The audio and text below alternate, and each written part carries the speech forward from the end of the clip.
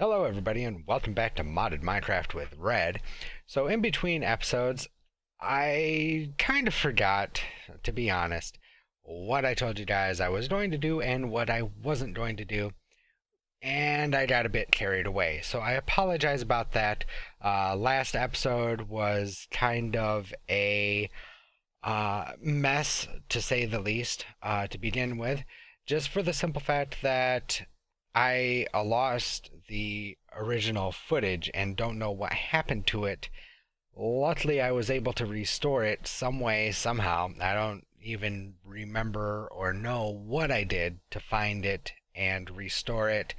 And that's how I was able to get the video out to you guys a little bit later than I normally get them out. But I got it out to you guys nonetheless. So in between episodes, I did do what I said I was going to do, and I did make the farms. So if we come up here, we will see that we have this huge farm section going on up here.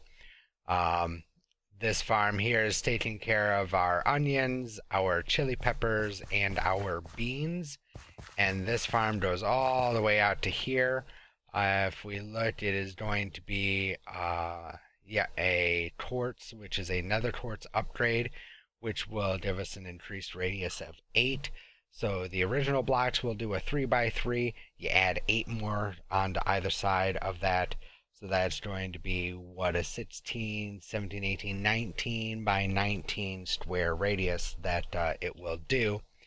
I then went ahead and broke these farms down into standard 9x9s because these sprinkler systems will randomly apply the bone meal effect to the affected area, which is 9x9.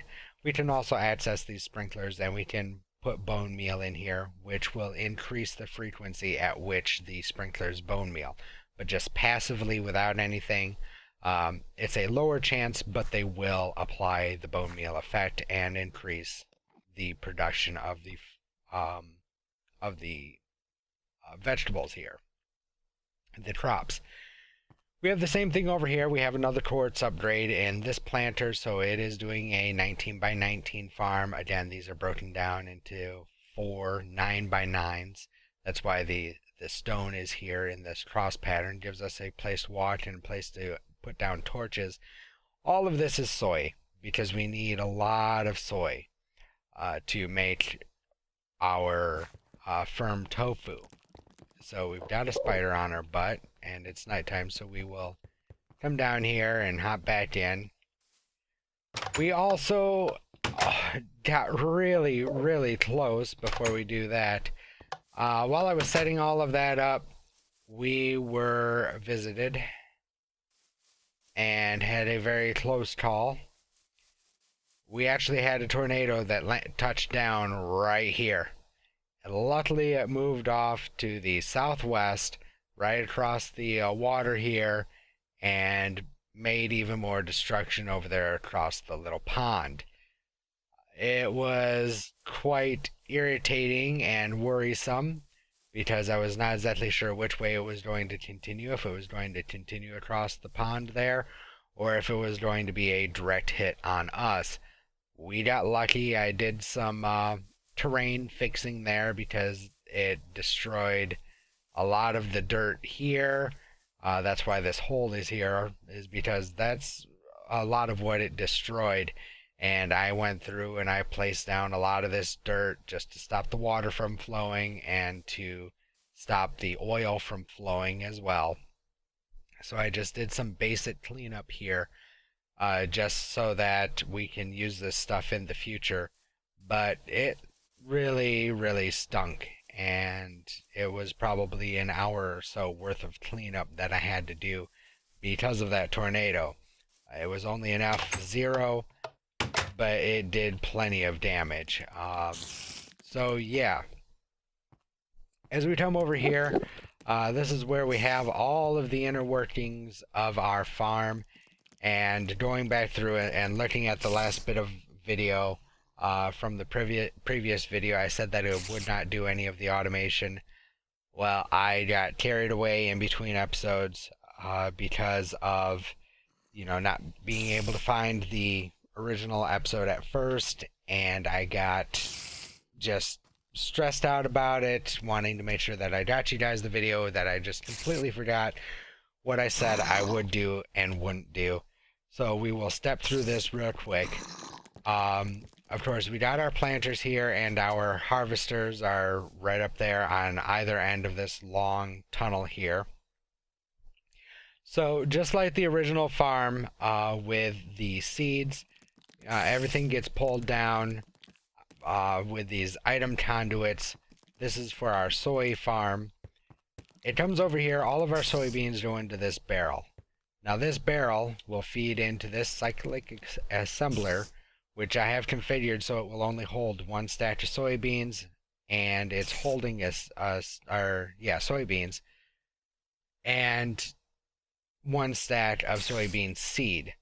So with the schematic here, the schematic just says take one soybean, turn it into soybean seed. That's all it does. To make the cyclic assembler, we take a look here. It was not very difficult. It was just a couple of gears, one of the machine frames, a chest, and one of the redstone reception coils. That's what made the assembler. As far as for the schematic, if I can spell, there we go. Just a piece of lapis, a couple of pieces of paper. So very easy. You do have to have the schematic. That's what holds the recipe and tells the cyclic assembler what to do. So that just feeds into this chest here, which again we have blocked off with cobblestone, so it only keeps one stack of soybean seeds here, which then gets recycled back into the planter and keeps this completely populated with the consumed stack off. And again, the cobblestone is just taking up the extra spots because we really only need one stack of soybean seeds in the planter. Now at the same time, we have the conduit here doing a round robin mode, and it has an empty blacklist, which means that it can pull anything out. And in fact, I really don't think we would need the advanced item filter, but it's not broken, so I'm not going to worry about trying to fix it. It's in there, but it's really not doing much of anything that I know of. So yeah, it's just going to stay there for the time being.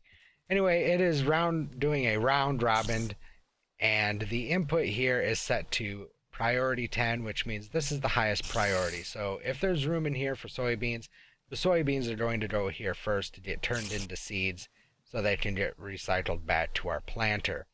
Any extra soybeans are getting tunneled underneath, up through the wall here, out the top, and these are set to priority -10. Let me go ahead and grab my Yeta wrench, which I don't remember if I made on screen or not. If not, I'll show you. It's just a basic gear from Ender.io, some electrical steel, and electrical steel is just a piece of silicon, some pulverized coal, and iron in our alloy smeltery. So really easy. The nice thing about the Yeta wrench is if you hold shift, you can use your mouse wheel to scroll through different things. So it will only show whatever cable that you have selected down in that lower right hand corner. So see there, just our power cable is in view. If we scroll a couple of times here, just our item conduit is in view. But as you can see, when we go back to the standard mode, everything shows up.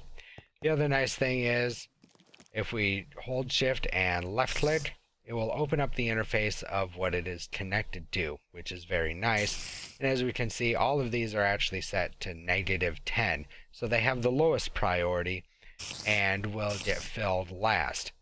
And as you can see, we've got a stack of soybean in here. I made 6 pressers. Initially, I only made 6 pressers, but we were actually getting a lot more soy than what this system could keep up with, and we were running low on firm tofu. So again, more conduits, pulling that out into this chest here, which makes our soy melt. We press the soy melt in these processors, which turns it into silken tofu. One last time into these pressers, which gets turned into our firm tofu. And as you can see, I've been letting it run a little bit, as well as running the torcherinos a bit to increase the speed. Over here, again, we have identical process to our soybeans over there. The beans come in here, same priority settings, get changed into seeds. Seeds go into this chest, and then everything gets fed into this planter here. For everything, we've got different color codes coming out of here, though, because that's where things got a little bit interesting over here for our assembly.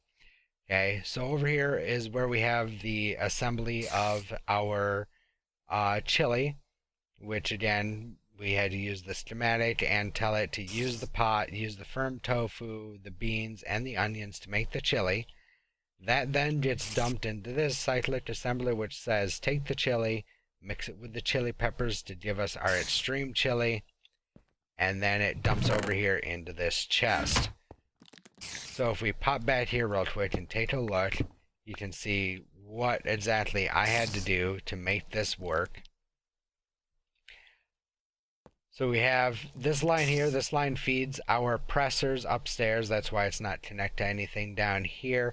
That's what gets us our firm tofu. The rest of the lines come out from over here. And of course, this line comes from our firm tofu over to here. And this is why we have the different colors. The firm tofu comes in on, I believe it's this gray line here. Yes.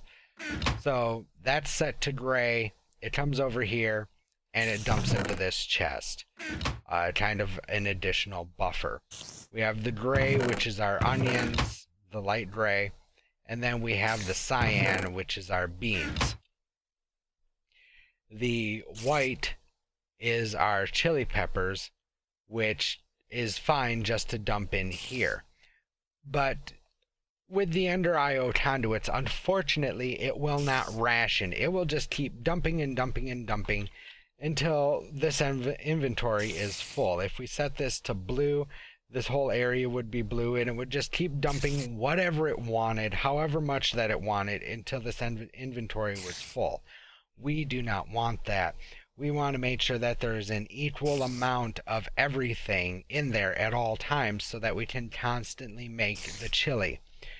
There's no other better mod that I have found to do that than Extra Utilities. So I made this rationing pipe, which was, again, very easy to make. If we take a look here, the rationing pipe is just like the transfer pipes that we made earlier. Some stone slabs, a couple pieces of glass, piece of lapis, which gets you 2 rationing pipes. Well, we're only using 1.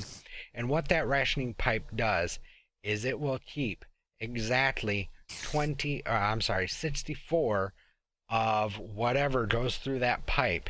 So 1 stack in an inventory. So if you have 5 things coming through this pipe, it will keep 1 stack of each of those 5 things. In this case, we have 3 things coming through. We have our tofu, we have our beans, and we have our onions. And that's why there's only 64 in here. Even if I took this cobblestone out, I do it just for extra protection. But technically, I can take this cobblestone out, and as you can see, it is not filling up with anything else, because that's what the rationing pipes do. It will keep 1 stack of whatever passes through that pipe in an inventory. I just like the extra peace of mind, personally, so that's why I kept the cobblestone in there. So in order to do that, that's where we have these transfer nodes. We have some speed upgrades in there, just so it moves items a little bit faster out of these chests and into here. And as you can see, we had to use 3 separate chests because we wanted to keep all 3 ingredients separated, so the 3 transfer nodes will transfer into this pipe here. And again, the transfer nodes are really simple. They are much like the water transfer nodes that we have made, which it's some sort of transfer pipe, ender pearl, lapis, and a bucket. That's how you get the transfer node for liquids. For items, same thing, only it's a chest instead of a bucket, and redstone instead of lapis. We use this recipe here just to get the 4 transfer nodes instead of just the single. It's a little bit cheaper. Of course, the transfer pipe is just redstone, stone slabs, and glass. So all of that is done. It's dumping into this chest, like I said, and then I went ahead and made some item duct, which is very easy to make. To make the item duct, you just need some hardened glass or some fused torch glass and some tin, and that makes the item duct. And I went ahead and I upgraded them to the impulse item duct, which is simply you take 2 millibuckets, there we go, of glowstone, energized glowstone, which is just glowstone smelted in the magma crucible, and you fill the item duct with it, which allows things to move faster. And this goes all the way over to its final destination. We'll close this up here. Our Gormalaeus over here.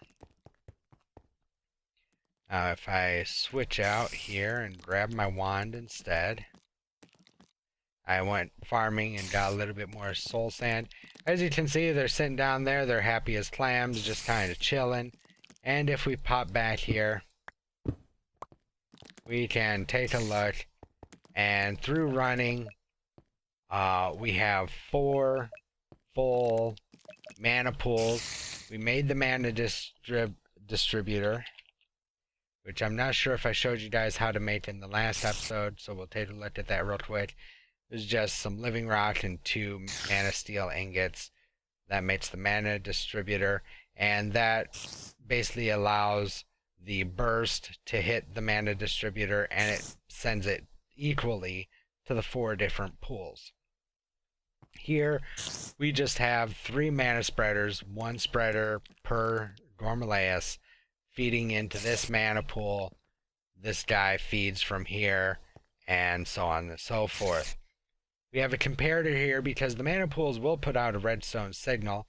So we have that comparing to how full the mana pool is. And I tried to run 14. 14 would have been ideal. However, I was not able to do that. And I had my particles turned down because I had to do some stuff. There we go. As you can see, we've got a power of 1. And that sets off this switch. So basically this switch system, this is a NOT gate, which means that it is always on unless it receives a redstone signal, in which it turns off.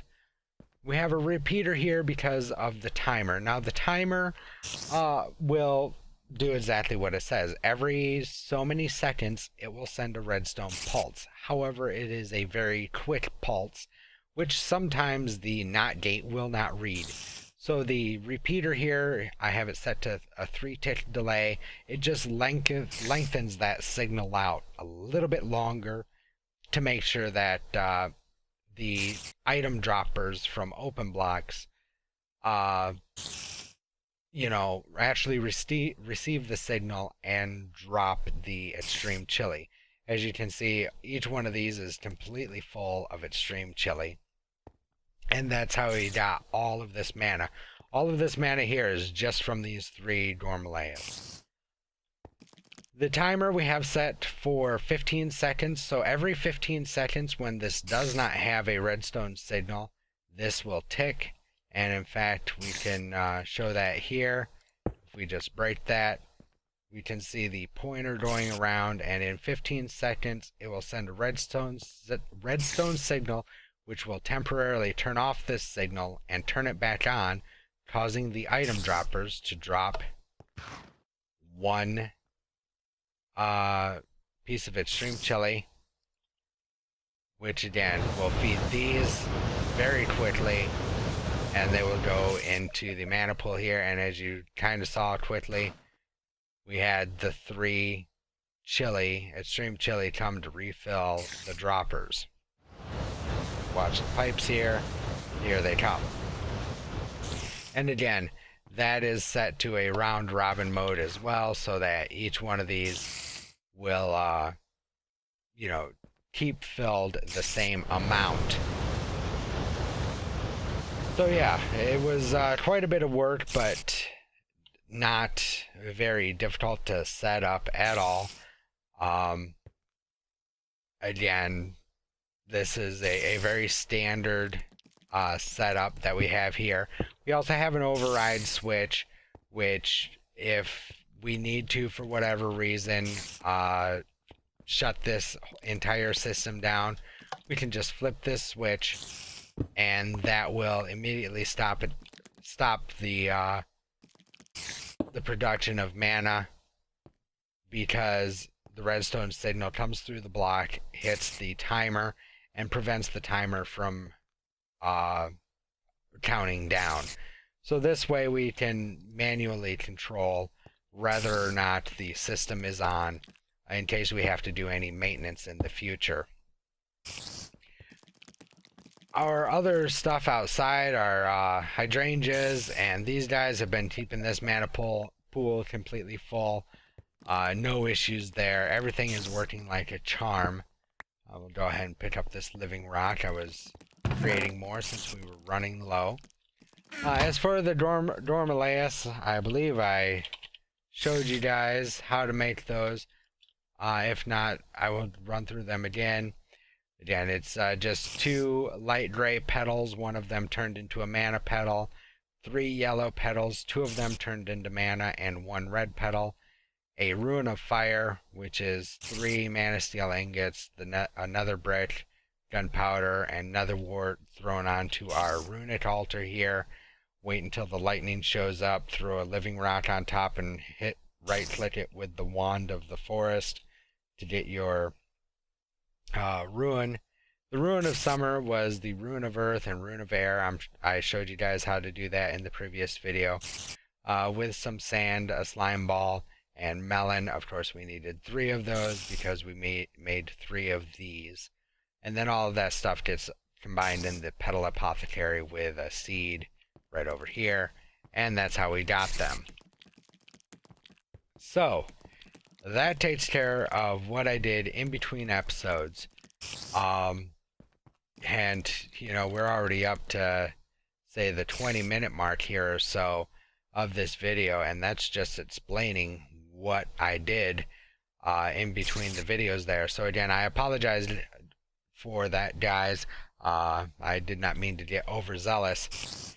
So, what are we going to do in the remaining 10 minutes or so of this episode?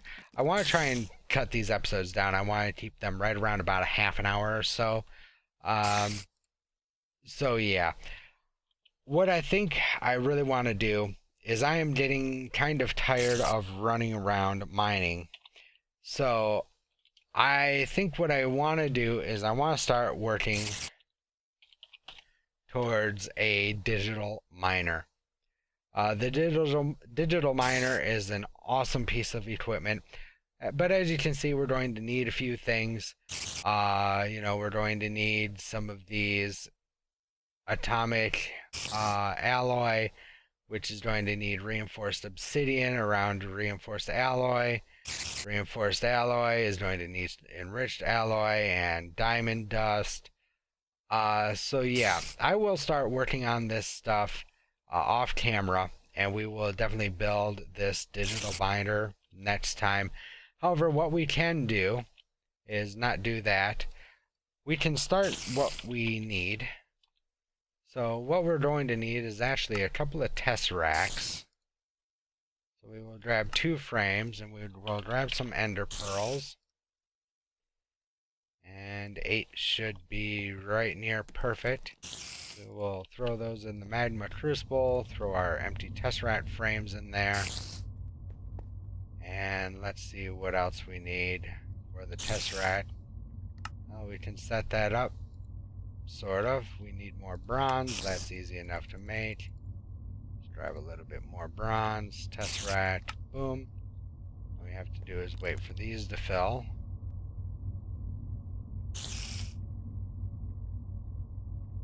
And wow, that is taking forever. So guess what? Come here, torch. We're going to speed them up just a little bit. Oh, also between episodes, while that's working on that, and before we get attacked by the spider, thank you, we will switch into wisp mode here real quick.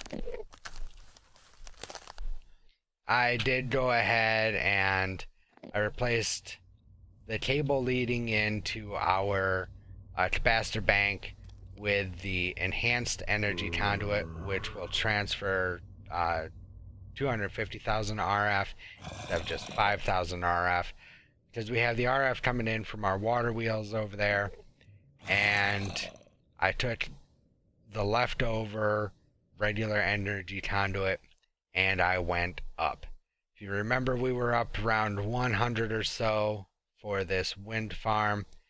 Well, now we keep going up and up and up and up and up and farther up, and we are all the way up here, almost to build height of 255. We're actually up here at 237-ish, and as you can see up here, we are generating roughly 2 million RF just from this one wind turbine, outputting 32,000 RF per tick. So we are definitely doing okay on power for the time being. That I'm sure will change rather quickly once we build these test racks and we start automating more stuff. So let's come in here, see if our test racks are done. They are. Excellent. We will come over here and plop those in. Voila, there are our 2 test racks. And let's go ahead and find out where we're going to put this. Well, I would really like to put it just right on.